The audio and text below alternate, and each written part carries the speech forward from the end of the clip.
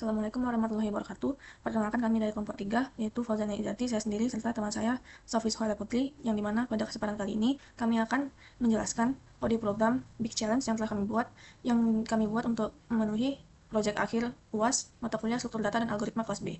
Jadi di sini Big Challenge menyerahkan kita untuk membaca suatu file teks, yang dimana file teksnya sumbernya ini dari dataset Back of Word, yang dimana dataset itu menyimpan 5 doc word yang isinya beberapa kata, yang dimana nanti program ini akan membaca isi dari file teks tersebut yang kemudian akan diurutkan berdasarkan frekuensinya menggunakan algoritma pengurutan.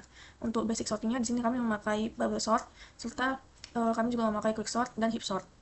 Nah, jadi di sini untuk struktural filenya kami membaginya menjadi 5 file.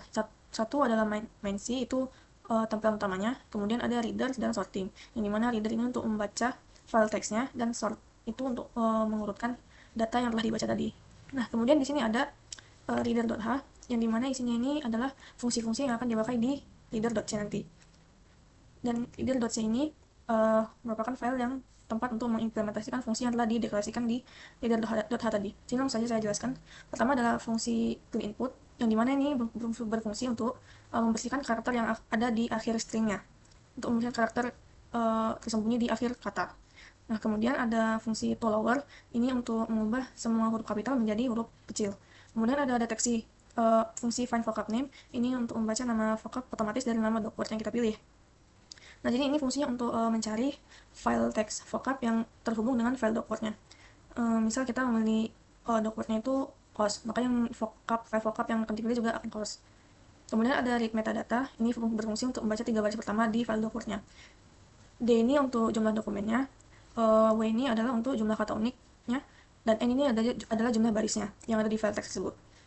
Kemudian ada read dataset, ini fungsinya untuk membaca 2 file vocab dan doc word tadi.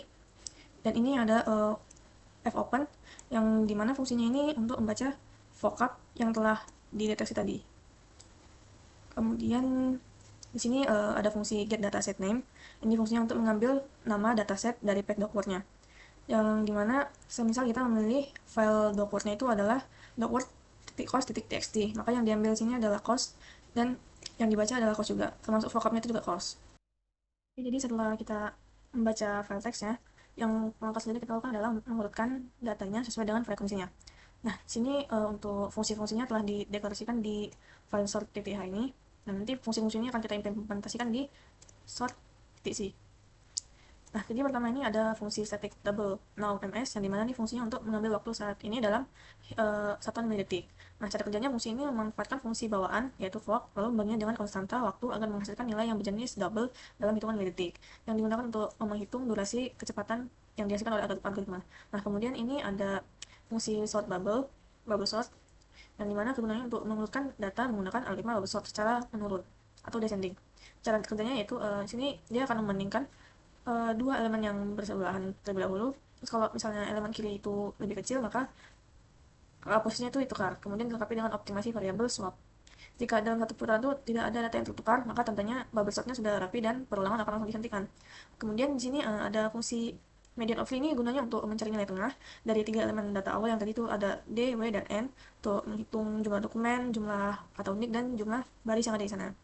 Kemudian ini ada fungsi partition, gunanya untuk membagi array menjadi 2 bagian berdasarkan nilai pivot yang dipilih. Kemudian ini ada quick sort. Iteratif ini untuk menghindari stack overflow pada quick sort dengan menggunakan pendekatan iteratif dan stack manual. Jadi fungsi ini menggantikan mekanisme rekursif bawaan dengan membuat struktur data stack manual di RAM untuk menyimpan batas indeks array yang fungsinya itu agak mencegah tidak terjadi overflow.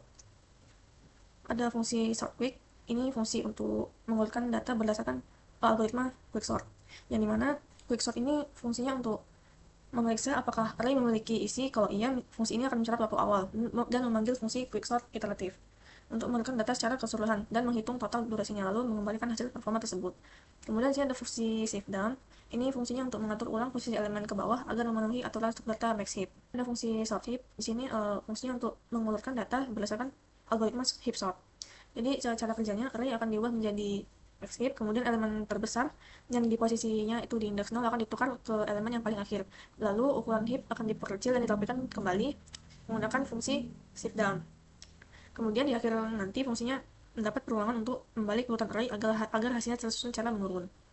Nah, kemudian ada fungsi ini sort pin top yang fungsinya ini untuk menampilkan hasil pengurutan data langsung ke layar terminal. Itu akan dijalankan di fungsi nomor 4 di menu nomor 4. Cara kerjanya dia melakukan pengulangan sebanyak jumlah k data teratas untuk mencetak format kata, jumlah frekuensi beserta informasi durasi waktu pengurutan agar bisa dilihat langsung oleh pengguna.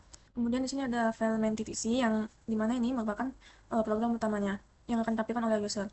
Jadi sini pertama-tama program akan meminta user untuk menginputkan file docword mana yang akan dibaca datanya.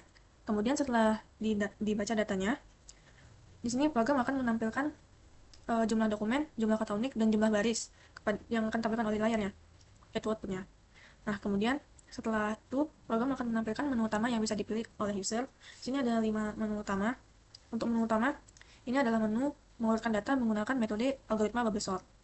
Nah, jadi program akan membaca file teksnya, kemudian akan mengurutkan data tersebut berdasarkan frekuensinya menggunakan bubble sort jika user memilih menu nomor 1.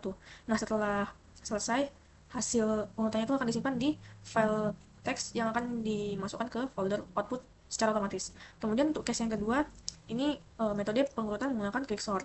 Sama seperti yang tadi, hasil outputnya akan disimpan ke folder output, begitu juga dengan heapsort, folder hasil akhirnya akan disimpan ke folder output berikut dengan waktu untuk mengurutkannya. Kemudian untuk case keempat, di sini pengguna diminta untuk masukkan nilai k, yang dimana nilai k-nya itu tidak boleh kurang dari 10 dan tidak boleh lebih dari 150.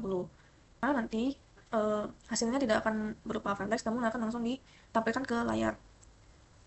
Pengguna memilih masukkan angka k-nya itu 30, maka outputnya akan menghasilkan top 30 kata dengan frekuensi yang paling besar yang ada di file text tersebut. Assalamualaikum warahmatullahi wabarakatuh. Saya Sofi Suhela Putri dengan NPM 25081070111007 akan mendemonstrasikan program Big Challenge ganjil yang telah dibuat oleh kelompok 3. Nah, pertama di sini program akan meminta file docword. Untuk penguji pertama, misalnya di sini kita akan menguji file docword.enron.txt dengan mengcopy path-nya. Sini kita salin saja.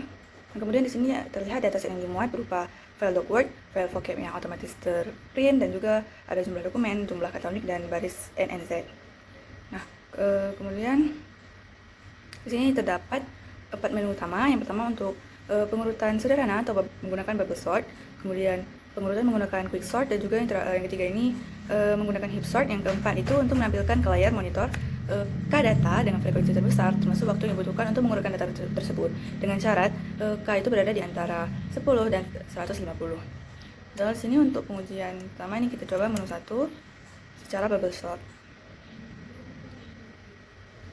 Nah, di sini data berhasil ditampilkan. Di sini untuk hasilnya itu disimpan ke dalam folder output dan dengan file txt bernama output.bubble.enron. Waktu untuk mengurutkannya juga di print, yaitu berupa ada yang dalam milisecond dan juga dalam detik, dan waktunya itu adalah 4 detik. Untuk menu kedua misalnya, nah di sini dapat dilihat data berhasil diurutkan dengan quicksort, dan hasilnya itu juga sama disimpan dalam folder output. Namun yang berbeda adalah nama filenya, yaitu output.quick.enron, dan juga di print waktu mengurutkannya. Untuk menu ketiga juga sama, yaitu dengan heapsort, sama juga. Yang berbeda hanya nama file outputnya, yaitu output.heap.enron, waktunya juga ditampilkan. Nah, untuk menu keempat, di sini akan diminta input berupa nilai K, yaitu nilai K berada di antara 10 dan 150. Di sini misalnya kita masukkan angka 2, karena tidak termasuk dalam syarat, maka di sini di print K harus berada di antara 10 dan 150. Maka kita masukkan misalnya 20. Nah, di sini terlihat top 20 kata dengan frekuensi terbesar, yang artinya program berhasil mencetak 20 kata dengan frekuensi terbesar. Di sini ada kata dan juga frekuensinya dan juga waktu untuk mengurutkannya. Untuk menu kelima yaitu adalah selesai. Yang ini untuk file enron.txt. Nah, yang berbeda di sini adalah salah satu file yang bernama PubMed atau juga Night Times. Di sini untuk file yang berukuran paling besar itu adalah file PubMed. Di sini akan kita coba untuk melakukan pengujian. Nah, sini copy paste-nya. Nah, di sini terlihat bahwa proses pembacaan datanya itu lama disebabkan oleh total kata yang berada dalam file itu terlalu banyak. Jadi kita tunggu hingga selesai. Nah, kemudian di sini filenya berhasil dibaca secara keseluruhan dengan di print kata selesai. Kemudian di sini kita pilih menu 1 untuk bubble sort. Dikarenakan filenya yang terlalu banyak, maka prosesnya itu membutuhkan waktu yang agak lama.